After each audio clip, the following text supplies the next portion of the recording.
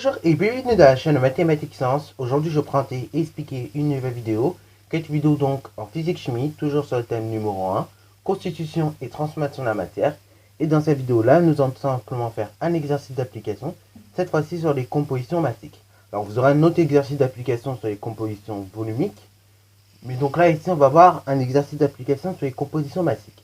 Alors, je vous propose cet exercice-là. Donc, il va parler donc d'une cuillère, voilà, voilà. Je vous laisse mettre la vidéo en pause pour relire l'énoncé correctement, puis ensuite on va la résoudre ensemble. Sur ce donc c'est parti mon kiki.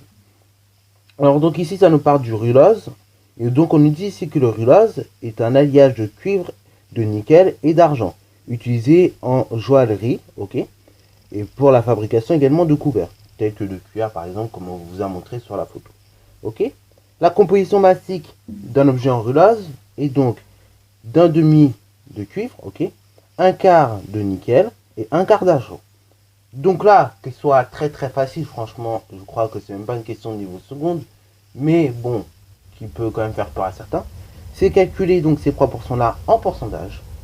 Et dans un second temps, pour un objet en rulose de masse M égale 40 kg, enfin 40 grammes, pardon, déterminer la masse de chaque espèce chimique. Je vous laisse mettre la vidéo en pause pour résoudre cet exercice, puis ensuite on va corriger. Sur ce donc, c'est parti mon client. Alors là, vraiment, c'est un exercice, j'aurais pu même donner ça au 6e. 6e, 5e. C'est pas un exercice qui est très compliqué. Mais ça va nous permettre d'appliquer justement ce qu'on a vu sur les compositions massiques et les compositions volumiques. Comme on utilise les pourcentages, du coup, voilà. Alors pareil, il faut que vous soyez au point sur les pourcentages. Donc là, j'ai fait des vidéos de rappel déjà l'année dernière là-dessus. Je vous renvoie sur ces vidéos-là. Donc c'est des vidéos de rappel que j'ai fait sur les pourcentages, parce que là, il faut que vous soyez au point là-dessus. Ok. Là, vous êtes en seconde, donc en physique-chimie, on va beaucoup utiliser les outils mathématiques. En troisième, on utilise un petit peu les outils mathématiques, mais là, en seconde, vraiment, on va beaucoup utiliser les mathématiques. Donc, il faut que vous soyez au point sur tous les outils mathématiques. Parce que vous ne pouvez pas faire de physique-chimie, ou du moins, vous ne pouvez pas être bon en physique-chimie si vous n'êtes pas bon en mathématiques. C'est comme ça. Autant c'était possible au collège d'être bon en physique-chimie, mais d'être mauvais en mathématiques. Mais là, au lycée, maintenant, comme en physique-chimie, on utilise beaucoup de mathématiques, vous ne pouvez pas vous permettre d'être bon en physique-chimie sans être bon en mathématiques. Vous êtes obligé d'avoir des bases mathématiques. C'est pour cela, bon, je ferai une vidéo là-dessus quand je parlerai des spécialités. Mais quand vous prendrez la spécialité physique-chimie, il est fortement conseillé de prendre avec la spécialité mathématique. Parce que là, il y en a plein qui sont en terminale, qui n'ont pas pris l'aspect mathématique avec l'aspect physique, et qui sont perdus. Donc c'est pour ça qu'il faut vraiment que vous soyez bon dans les deux. Pour être bon en physique, en tout cas, il faut être bon en maths. Bref, passons au détail. Et donc, on va calculer ces proportions en pourcentage. Donc, on nous a dit ici qu'on avait un demi de cuivre. Ok. Donc, un demi de cuivre, ça correspond à quoi?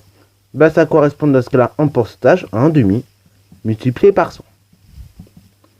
Qui fait donc 0,5 fois 100. Ce qui fait 50% du cuivre. Ok.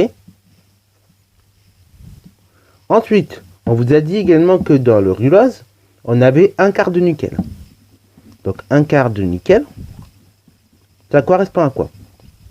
Ça correspond donc à un quart multiplié par 100.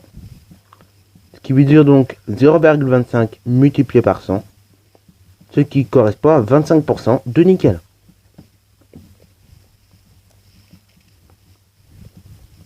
Et enfin, on vous dit également que le rulose, c'est un quart d'argent.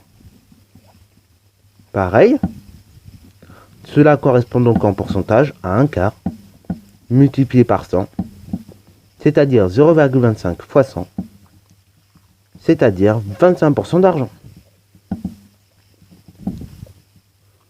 Donc là, j'espère que ceux qui ont fait l'exercice, vous êtes arrêtés quand même à faire la question A, qui n'est pas normalement trop difficile encore. Ok. Maintenant, donc, nous allons faire la question B, qui est encore une fois une question que j'aurais pu donner même en 6e. Voilà, c'est pas des choses très difficiles. On vous demande pour un objet en rulose de masse 40 grammes, déterminer la masse de chacune des espèces chimiques, c'est-à-dire donc déterminer la masse du cuivre, déterminer la masse du nickel et déterminer la masse d'argent. Donc voilà, c'est un exercice que j'aurais pu même donner en mathématiques, vous voyez. Donc petit b, on sait que la masse totale de l'objet c'est 40 grammes. Donc on va d'abord déterminer la masse tout simplement du cuivre, ok. Donc M cuivre, on va noter ça comme ça. c'est donc 50%. Ça correspond plutôt à 50% des 40 grammes. Ok, vous êtes bien d'accord avec moi.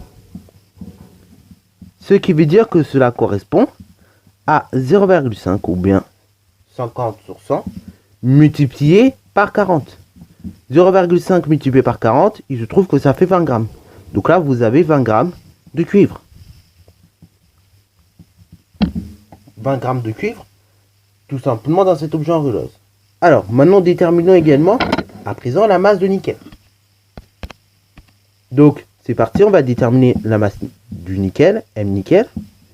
Et donc, la masse du nickel, c'est tout simplement 25% des 40 grammes. Ok, vous êtes bien d'accord avec moi? Puisque ça constitue un quart, donc 25%, de l'objet en rulose. Et l'objet en rulose, il fait 40 grammes au total. Donc, dans ce cas-là, la masse du nickel, c'est 25% des 40 grammes. 25% des 40 grammes, ce qui correspond donc à 0,25 multiplié par 40, ce qui fait tout simplement 10 grammes. 10 grammes de nickel. Et on a exactement la même chose pour la masse d'argent. Donc la masse d'argent, que je vais noter M argent, c'est tout simplement, on a dit également un quart. Ça représente un quart de ton objet en rulose. Ok. Ce qui veut dire donc un quart ou bien 25% des 40 grammes. Ok. Donc ça correspond à 25% des 40 grammes. Ce qui correspond donc à 0,25 multiplié tout simplement par 40. Donc 10 grammes. Ici d'argent.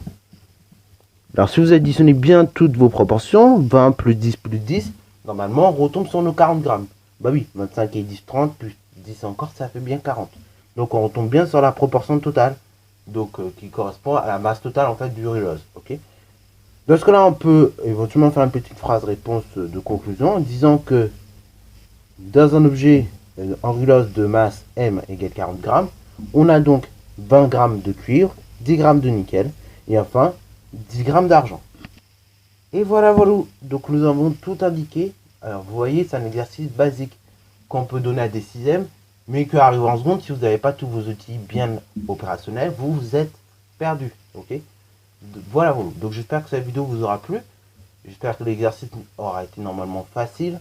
J'espère que vous l'avez réussi. Si ce n'est pas le cas, il ne faut pas s'affoler. Au contraire, ça veut dire qu'il vous manque des outils. Donc déjà, comme je l'ai dit, allez revoir la vidéo sur les pourcentages que j'ai fait l'année dernière. Voilà, je vous la mets quelque part.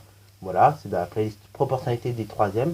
Alors certes, c'est expliqué niveau 3ème, mais en fait, je fais des rappels de 6ème dans cette vidéo. Donc, allez la voir. Voilà, également, une fois que vous aurez revu cette vidéo-là, ou bien ces vidéos-là, parce que j'en ai fait deux normalement là-dessus, où je fais que des rappels, et vous revenez sur cette vidéo, et donc, vous appliquez ce que vous aurez vu dans la vidéo de 3ème, sur les pourcentages, et donc vous l'appliquez à cet énoncé-là, et vous essayez de résoudre l'exercice, ok? Et c'est comme ça, en essayant de refaire, qu'on y arrive, ok? Et ça, c'est bon que ce soit en mathématiques, je le répète souvent en maths, mais c'est aussi bon pour la physique-chimie. Et là, si vous n'êtes pas opérationnel sur ce genre d'exercice, il faut vous entraîner. Il y a qu'en vous entraînant, vous allez y arriver, ok? Cet exercice n'est pas compliqué. Vous verrez quand on fera l'exercice sur les compositions volumiques, là, il y a un peu plus de technicité. Et donc, d'ailleurs, je ferai un rappel de cours également sur les durées, parce que c'est vraiment assez technique.